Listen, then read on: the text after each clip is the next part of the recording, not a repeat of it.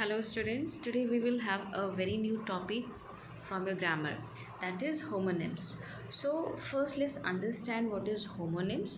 Homonyms basically are the words which sound same and have same spelling and even have same pronunciation, but their meanings are different, right? So इसमें होता क्या है, कुछ words का pair होता है, जोड़ा होता है जो कि सेम साउंड करता है, सेम सुनाई पड़ता है और स्पेलिंग्स भी सेम होती हैं, हम बोलते भी एक जैसे ही हैं बट उनका मीनिंग अलग अलग होता है। तो ऐसे वर्ड्स को हम होमोनिम्स बोलते हैं। सो एक तरीके का क्लासिफिकेशन ऑफ वर्ड्स होता है। उन क्लासिफिकेशन ऑफ वर्ड्स में एक है होमोनिम्स, दूसरा होमोफोन्स एंड तीसरा है homograph. So in your syllabus homonyms we are going to study today. So homonyms definition I have cleared and I hope that you have understood. We'll see now examples to make it more clear. So examples अगर हम देखेंगे, so we'll see in the first row and in the second row similar words are written जिनको हम same बोलेंगे, जिनका उच्चारण same होगा और हमें सुनाई भी सेम पड़ेंगे. Their spellings are also same, उनका स्पेलिंग्स भी सेम है. लेकिन just before those words if you see first row के आगे जो मीनिंग्स लिखे हुए हैं एंड जो थर्ड रो के आगे मीनिंग्स लिखे हुए हैं वो सब अलग अलग हैं. हियर आई वॉन्ट टू से जो ये पेयर ऑफ वर्ड्स हैं ये बेसिकली होमोनिम्स हैं. यहाँ पर फ्लाई फ्लाई दो अलग वर्ड्स हैं, बुक बुक दो अलग वर्ड्स हैं, राइट राइट दो अलग वर्ड्स हैं, address address again, ring rings ये अलग वर्ड्स हैं बट वो हमें एक जैसे बोलने में एंड सुनने में एंड दिखने में लग रहे हैं. So here if we see the meaning of fly, we all know fly मतलब उड़ना होता है, move in air, but the other meaning of fly is insect, यानी एक ही वर्ड के दो मीनिंग. फिर आता है बुक. अब बुक का मतलब होता है एक्ट ऑफ मेकिंग रिजर्वेशन ना. If we go to cinema hall there we have to get our seat booked और रिजर्व, तो हम कहते हैं मेरी सीट बुक कर देना, ठीक है. तो हियर रिजर्वेशन होता है बुकिंग का मतलब. एंड दूसरी जो बुक है which we all use to read वो होती है पुस्तक, यानी जो हम पढ़ते हैं. फिर आता है राइट. राइट का ऑपोजिट लेफ़्ट, यानी ऑपोजिट लेफ़्ट का ऑपोजिट जो होता है वो राइट होता है, यानी कि दायां. बट जो दूसरा राइट है जो थर्ड रो में लिखा हुआ है दैट मीन्स करेक्ट, यानी कोई चीज़ सही हो. फिर आता है fourth word that is address. Address का मतलब होता है to speak to audience, audience से बोलना या संबोधित करना. जब हम if we stand on the podium and we start speaking to the audience तो क्या करते हैं, वी आर एड्रेसिंग, हम उनसे उनको संबोधित कर रहे होते हैं. फिर दूसरा जो एड्रेस होता है वी ऑल नो, जो घर का पता होता है उसको हम एड्रेस बोलते हैं, where we live. Then the last word I have written is ring. Ring means to call, किसी को कॉल करना.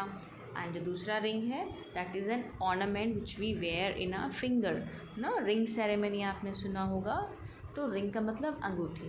तो here if you see these 5 words which are in first column and again those 5 words which are in third column are similar but their meanings are different. So such words which have different meanings but they sound same, pronounced same and spelled same are called homonyms. Now we have an again very interesting game which is our favorite. We have been playing it since our childhood. हम बचपन से इस game को खेलते आ रहे हैं. We have seen some of you keep playing in the class also. That is called Sudoku ना. You must have played this game. So let's see it. So here what we have to do, हमें क्या करना है इस game में. हमें there are 2 columns, one is across and the other is down. So across में हमें ऐसे words लिखने हैं जो कि left to right चलेंगे and down में हमें up to down, यानी जो top to bottom चलेंगे. Now if we see number 3rd, अभी हम सीक्वेंस नहीं देखेंगे, हम शुरुआत से देखते हैं. नंबर 3rd में क्या करना है. नंबर 3rd, अब नंबर 3rd में अगर हम इस रो में देखें लिखा है to use a pen to do something और a word that sounds like the opposite of left. यानी जब हम पेन को किसी पेन को अपने हाथ में पकड़ते हैं then we hold it in a right hand, हम राइट हैंड में पकड़ते हैं और जो लेफ्ट का ऑपोजिट क्या होता है वो भी राइट होता है, राइट। लेकिन यहाँ पे जो वर्ड लिखा है वो W से शुरू होगा। So now you need to decide कि कौन सा वर्ड हो सकता है, क्योंकि अगर W से लिखा है then this can not be starting from some other letter, वो और कोई लेटर से नहीं स्टार्ट होगा, वो W से ही स्टार्ट होगा। So let me just hint you because this is the first sentence. So right, WRIT यहाँ पर जब हम लिखेंगे तो यहाँ पर हो जाएगा W लिखा हुआ RITE यानी राइट वर्ड, ठीक है। जो सुनाई तो हमें सेम पड़ रहा है ना, ऑपोजिट का लेफ़्ट का ऑपोजिट राइट होता है, लेकिन यहाँ पर हमें थोड़ा सा ट्रिक लगाना है, दिमाग लगाना है कि कौन सा ऐसा वर्ड हो सकता है जो राइट जैसा सुनाई पड़े बट उसकी स्पेलिंग W से शुरू होगी। तो ये हो जाएगी राइट, WRIT, जिसका मतलब होता है लिखना। Then comes a colour, its homonym is the past tense of blow. अब ब्लो का पास्ट टेंस यानी सेकेंड फॉर्म हम देखेंगे तो हम पाएंगे उसका मतलब होता है ब्लू। कौन सा ऐसा कलर है जो B से शुरू होगा? Blue, yes. So now you need to decide again कोई कलर का नाम जो B से शुरू होता है। फिर आता है to complete, the people from Finland are called this but have a different spelling. यानी फिनलैंड में रहने वाले लोगों को, जैसे हम इंडिया में रहते हैं, Indians are called, sorry India के लोगों को इंडियंस बुलाते हैं, ऐसे फिनलैंड के लोगों को क्या बुलाते हैं?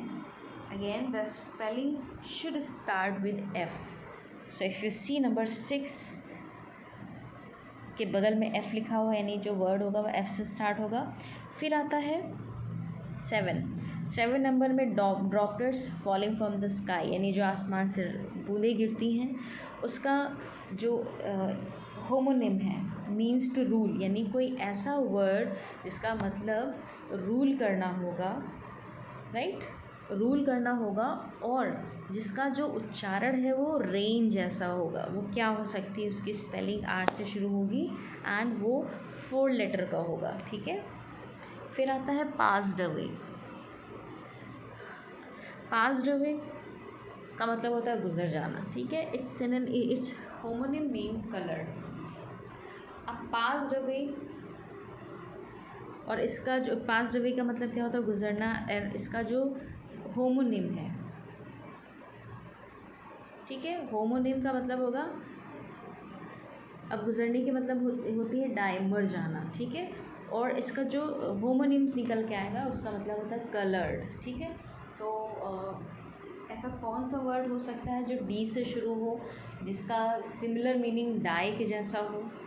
Now you need to decide कि अगर पास्ड है, पास्ड का मतलब डाइड होता है, तो ऐसा कौन सा वर्ड है जिसका मतलब कलर करना है, और पास्ट में कलर करने को हम कौन सा ऐसा वर्ब बना सकते हैं या लिख सकते हैं जो कि 4 लेटर्स का हो? Again, now number 1 comes, the top of the room have homonyms for closing a package so that no one can open. So हमारे टॉप ऑफ द रूम क्या होता है? सीलिंग होती है। सीलिंग का मतलब क्या होता है?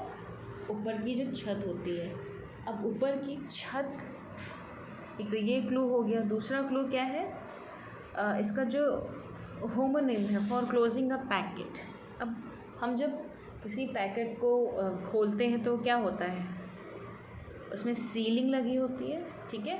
बट हियर हमें ये याद रखना है कि जो वर्ड है वो C से स्टार्ट होगा, ठीक है। जो सीलिंग होगा वो वर्ड तो ऐसे S से स्टार्ट होगा, बट कौन सा ऐसा वर्ड है जिसका मतलब हो सकता है छिपाना, और जिसकी शुरुआत हो सकती है C से, और जिसके अंदर लेटर्स आएंगे अराउंड 7। फिर आता है नंबर 2 पे क्या लिखा है? Popular pair of clothing made out of denim. अब it's very common to know that J से ऐसा कौन सा ड्रेस है जो डेनिम में हम पहनते हैं? Very easy to find it out. Now 4 number पे लिखा, a sound made by a cat meaning for each one but has a different meaning. So जो कैट है वो कैट की जो साउंड होती है, ठीक है, उसको हम क्या बोलते हैं. और फिर meaning for each one but has different meaning. अब नंबर 4 पे अगर हम देखें पी, ठीक है, तो बिल्ली एक तो हमें वी ऑल नो कि जो बिल्ली साउंड करती हो उसको हम म्याओ बोलते हैं. बट यहाँ पे मैं ऐसा वर्ड लिखना जो पी से शुरू हो, ठीक है, और उसमें 4 लेटर्स होने चाहिए. और यहाँ पर तो बहुत आसानी से हम पा सकते हैं बिकॉज पी से शुरू होगा, आर से ख़त्म होगा. Then the last sentences to look for or come across something. It's homonyms means to pay for making a mistake. यानी किसी चीज़ को ढूंढना या किसी चीज़ के पार आना. अब इसका जो होमोनिम है वो उसका जो मीनिंग, जो होमोनिम वर्ड होगा, जो शब्द होगा, उसका मतलब निकल के आएगा कि किसी गलती के लिए भुगतान करना, ठीक है, किसी गलती के लिए भुगतान करना. So the word will start from F. I hope and I guess that this word you may not get, but I believe you that you should try, and if you don't get then I will tell you. Okay, so explaining this game over here, I am going to wind up this video, and I hope that you have understood all the concept related to homonyms. Let's have a quick revision. homonyms वो words होते हैं जो कि similar sound करते हैं, similar spellings होती हैं और वो हमें similar सुनाई पड़ते हैं बट उनका meaning अलग होता है, ठीक है. So children, take care, bye bye. I hope that you have enjoyed this topic and you have understood it.